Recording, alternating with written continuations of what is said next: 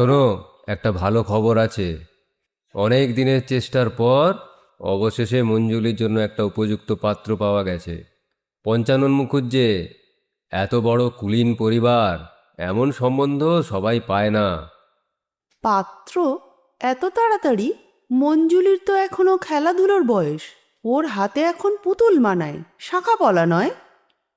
মেয়েদের বয়স দেখে বিয়ে হয় না, সময় মতো ভালো পাত্র পেলে আর দেরি করতে নেই, বুঝলে? ধর্মের নিয়ম সেটাই বলে। ধর্মের কথা বলছো? একবার অন্তত নিজের মেয়ের মুখটার দিকে তাকিয়ে দেখেছো? পঞ্চাননকে দেখেও কাঁপতে থাকে। লোকটা ওর বাবার বয়সী। যার সামনে দাঁড়াতে ভয় লাগে, তার হাতেই তুমি ওকে তুলে দেবে? তোমার কান্না রাখো, পঞ্চাননকে অনেক খুঁজে পাওয়া গেছে। মস্ত কুলীন ও। তুমি সমাজ বোঝো না, কুলের মর্যাদা বোঝো না। সমাজে উঠতে হবে তো নাকি? ও পাত্র ছাড়লে আর কোথায় পাবো? কেন? ওই তো চাটুজ্যেদের পুলিন। কুলিন না হোক, দেখতে যেমন, স্বভাবখানিও তেমনি। পাশ করে আবার জলপানি পেয়েছে। সোনার টুকরো ছেলে। এক পাড়াতেই থাকে, ছোট থেকে মঞ্জুলির সঙ্গে হেসে খেলে মানুষ হলো। থামো থামো, গলায় পইতে দিলেই বামুন হয় না। দেখতে শুনতেই ভালো হলেই পাত্র হলো? শাস্ত্রে অমনি আর স্ত্রী বুদ্ধির কথা বলেনি।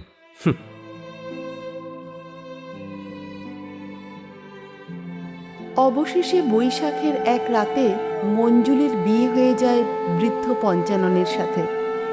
বিদায়বেলায় বাবা আশীর্বাদ করেন মেয়ে যেন সাবিত্রীর মতো হয়। কিন্তু সাবিত্রী যেমন স্বামীকে যমের কাছ থেকে ফিরিয়ে এনেছিল, মঞ্জুলির ভাগ্যে তা ঘটল না। বিয়ের মাত্র 2 মাসের মাথায় বৃদ্ধ পঞ্চানন মারা যায়। মাত্র কিশোরী বয়সেই সে সিঁদুর মুছে বিধবা হয়ে বাপের ঘরে ফিরে এলো।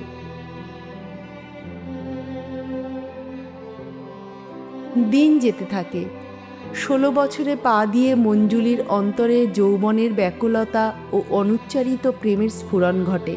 শৈশবের সাথী পুলিনের প্রতি তার সুপ্ত অনুরাগের কথা মা বুঝে যান। মেয়ের এই নীরব যন্ত্রণা দেখে মায়ের বুক ফেটে যায়, কিন্তু গোঁড়া স্বামীর সমাজ ভয়ের সামনে তিনি নিরুপায়।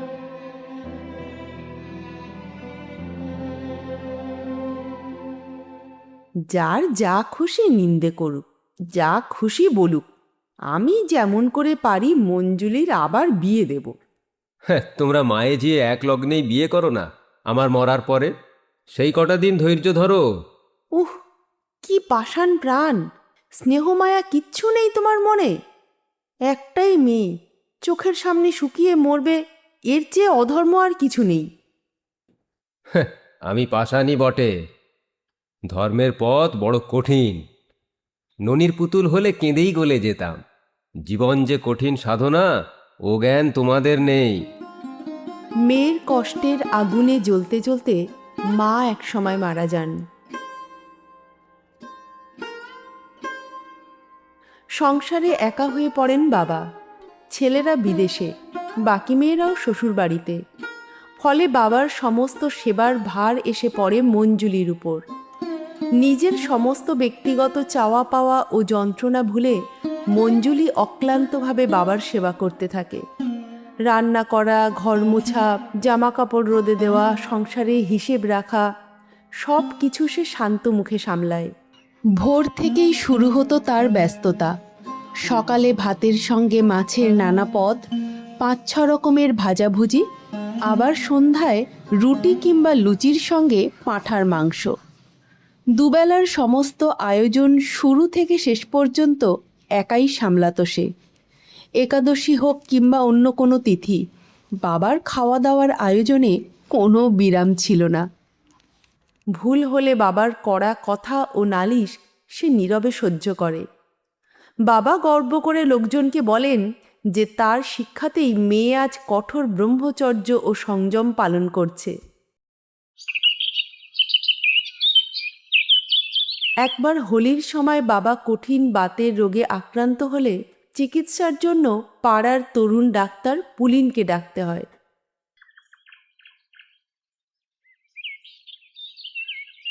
মঞ্জুলি, তুমি তো জানতে তোমার মায়ের স্বাদ ছিল আমাদের দুজনের বিয়ে দেওয়ার, সেই ইচ্ছাটা আমি পূর্ণ করতে চাই। এমন করে আর কেন দিন কাটাচ্ছ মিছিমিছি? না না, এ হয় না, ছি ছি।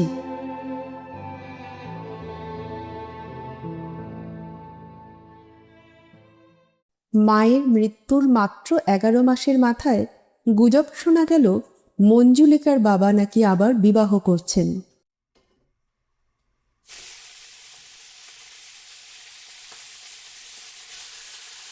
বাবু আবার বিয়ে করবেন? হ্যাঁ হ্যাঁ, শুনেছি বাবু আবার বিয়ে করবেন। মায়ের কথা মনে পড়তেই মঞ্জুলিকার বুক গভীর শোক আর অসহ্য বেদনায় ভরে উঠল। তুমি নাকি আবার বিয়ে করতে যাচ্ছ? মায়ের কথা কি এভাবে ভুলে গেলে? আমাদের সবার মাথা কি এভাবেই হেঁট করবে? তোমার প্রাণ কি এতই কঠিন?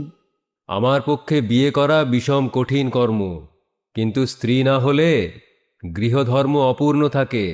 শাস্ত্রেই তো তাই বলে, যে দুঃখ নিতে ভয় পায় সে কাপুরুষ।